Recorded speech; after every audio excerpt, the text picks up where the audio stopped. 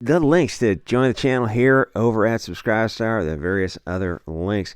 So, journalists debanked by Bank of America without reason. Christina, Urso, everyone should withdraw their funds from Bank of America. If they bank with them, take their business elsewhere. Bank of America, Wells Fargo, Chase Morgan, and MasterCard have been the companies that have been involved with debanking people for wrongthink. And this is kind of weird because she's not somebody who would be on their political radar.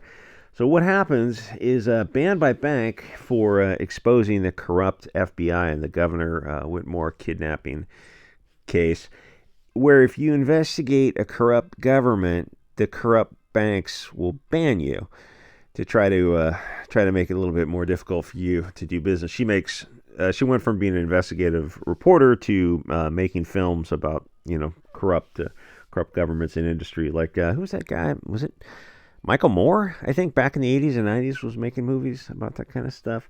So she covered the Governor Whitmore kidnapping hoax, where the FBI set up some very, very naive guys, including a literally mentally ill homeless man. The test of but for the actual approximate causation of the FBI's interference would be, but for their interference would the crime have occurred. And what happened is, Mayorkas, I mean, you go, well, I mean, obviously they found them guilty. Yeah. But did they, were they guilty? Those are two different things.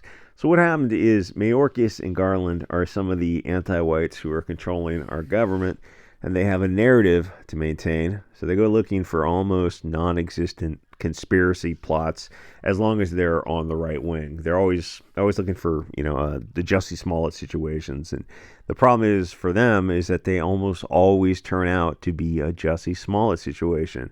Or even the lady who was interviewing him, I saw that interview, and you look at her face and you read her face, and she's not buying any of it. And the thought bubble right over her head is she's wondering, how far do I want to push on this?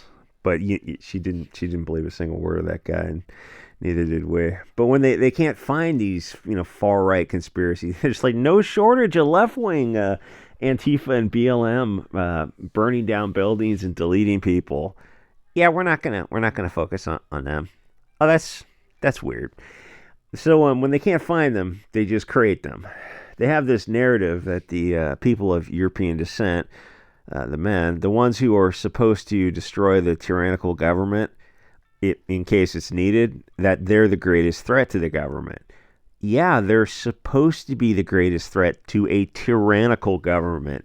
That's the point of the Second Amendment, that the government was not to be trusted, and for good reason.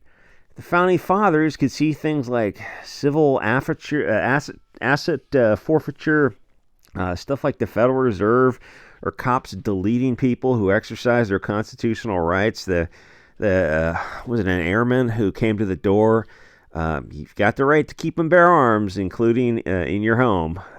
This is why people, you should always have a quick clip holster. In fact, your piece should be in a quick clip holster. So when you're dealing with situations like that, it doesn't take, it's ready to go, right? But it's in a holster on your belt. It makes it slows things down a second step, and it prevents stuff like the cops from absolutely deleting you. But he has the right to keep and bear arms. He has, including the right to answer the door. It's but the police executed him for that. And if they go, people online are trying to. It's a little bit off topic, whatever. They're trying to figure out why George Floyd, they rioted over this. Why didn't they riot over this guy? Because the people who foment discord are busy with other issues right now. So the media didn't get them whipped up in a frenzy. So they're looking around to decide if they need to riot. And it's there's just no energy behind it, because the media is the ones that pour oxygen into these things. Anyway, so if the Founding Fathers saw things like that, the open borders or the voter fraud or all this, or Biden just changed the rules of the debate to exclude RFK, who's, not going to be winning anything anyway, but there's enough people who want to hear what he has to say. And so Biden issued these a bunch of debate rules so he wouldn't have to talk to somebody. Anyway, so they founding fathers would be wondering what the governed by consent were waiting for. But now, quoting the founding fathers, we'll get the FBI to come to your street and, well, first they'll accidentally murder your neighbors across the street because they got the wrong house. Then they'll murder you and your family for free speech. When you're investigating the corrupt FBI and a governor, it turns out you get yourself banned from Bank of America because people who don't trust the media and government are far right-wing, crazy conspiracy theorists, as long as the left wing is in power. Did Epstein lose his Bank of America account? No, but hundreds of right-wingers around the world lost accounts from the international bankers. But now some connections should be starting to be made, and I won't go so far as to say that if things are this bad, then conventional solutions are not going to work, even though that's almost certainly the case. Let me say that if the populace values liberty, they're going to have to turn off the video games, the sports, the women's talk shows, whatever social media type of stuff people watch, and take an active role in being the governed by consent. Because if you just continue to eat the corn syrup and watch the bread and circuses, then things will just continue to deteriorate. The government does, and the people who control the government, they do whatever they want to do unless there's some very serious pushback. And no, a trillion peaceful, legal, constitutionally protected activities, of course. The $1 trillion banking industry should not have the right to ban accounts for legal, constitutionally protected activities. An industry that is so regulated with federal contacts and are such a necessary part of life in most countries that are beyond the Stone Age, you must have your rights protected from the banks. The value of free speech for one individual is more valuable than the entire banking industry. If the banks have the right to ban customers, then they de facto are our secret rulers. Christina is in the only other Urso I know is that Brian Urso is a musician on YouTube. He's in Comicsgate. Christina's in the media doing a story about the corrupt government and specifically the FBI, which I know the ones at the bottom got in there with the best intentions and they want to do the best they can, but the ones at the top are just very bad people. If the banks can make it difficult for her to run her business, and they have, she has bills to pay, she has a production company to make movies, then we're actually governed by the banks and social media. Somehow I don't think that this is what the founding fathers had in mind, or we would want to support these sorts of things today. The other thing is, how do I articulate this? Why this is a left-wing versus right-wing thing. Like, why wouldn't the Young Turks, who's that girl, Anita Sarkeesian, pick up this story? Or why doesn't the left-wing media pick up these types of stories? Why is almost all the mainstream media is left-wing? Why are they so suspiciously silent on this kind of stuff? Because when the left sees a reporter like Radix investigating a corrupt government, the left wing just looks at the story underneath it, and that determines their decision. This is the same left wing that would proudly not trust the government, except when Mayorkas and Garland are going after right wing activists. Because one of them was saying they think people of European descent are the greatest threat in America. And objectively, that's not true. You can look at various FBI tables at the federal level, or just go state by state and look at whatever levels you want. And so he said something that's a material misrepresentation of the facts. And no media challenged them on it, because to challenge them on it, they'd have to substitute groups and say, well, what really are the issues in America? It's not as his claim was, people look like you and I. That's just nonsense. So, the media, the government, Mayorkas and Garland, are only too happy to go after right-wing activists. And I was going to say white ones, but in this case, where it's left versus right, it doesn't matter. The left will throw non-whites under the bus as well. There was just recently a case where a black guy was put in prison by a black female judge because he was 3D printing guns, which is his constitutional right, shall not be infringed. It couldn't be any effing clearer, but the judge said the Second Amendment doesn't apply in her courtroom. I guess that's because of the state supremacy clause. No, actually, it's the federal supremacy clause in the Constitution and the 14th Amendment. It does apply to the to her courtroom, and thus America has a very serious problem. And the left, they always say like they want to defund the police and close the prisons, but in the next breath, they want to put the J6 people in prison for life. And the thing is, there's no consistency to the left. They just want to cause pain and suffering to their people they think are their political enemies. Nobody should be losing bank accounts. No trillion-dollar industry should have the right to ban people. That's insane. What happened to just bake the cake?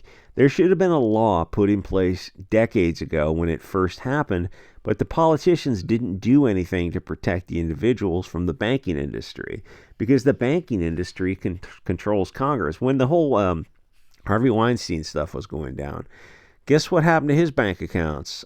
Oh, absolutely nothing. One would think the left would want investigative reporters to hold the FBI accountable, speaking truth to power. But the left at one time was trying to reduce the local police, not the federal police. Big difference here.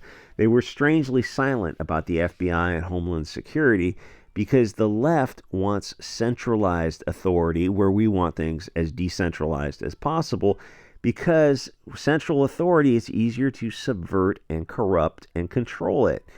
It only takes a few, Soros types to exert levers to control from a hierarchy. Where you have a massively parallel system, it's just impossible to do that, which is what the 50-state model was formed with those things in mind. But over the course of 250 years, the expanding federal powers via the Supreme Court has just taken America in a direction that it's like just not America anymore.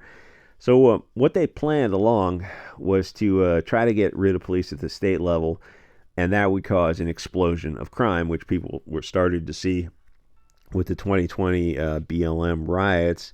Then in Hegelian fashion, have people demand an expanded federal police force, problem, reaction, solution. And it didn't work out because just when they started talking about defunding the police in some cities, police switched cities or they chose voluntary retirement, and crime just skyrocketed. And the city councils and people are looking around. It's like they never got to actually carry it through because it just like soon as the cat starts leaving, the rats come out and play. Anyway, it should be unheard of that Bank of America, Wells Fargo, Chase Bank, MasterCard would even consider banning people from their businesses, much less someone like Radix, Verum, but they actually do this kind of stuff pretty often, but only if you're right of center, and the left of center don't lose their accounts. Think about that. The country has thousands of violent criminals, literal serial killing gangbangers, but they don't lose their bank accounts. Or the Antifa arsonists and killers, they don't lose their bank accounts. It's only nationalists of some sort that the globalist controlled banks decide to ban, and nobody in office does anything about it. They regulate everything else, but for some reason, finance is allowed to be a left-wing weapon.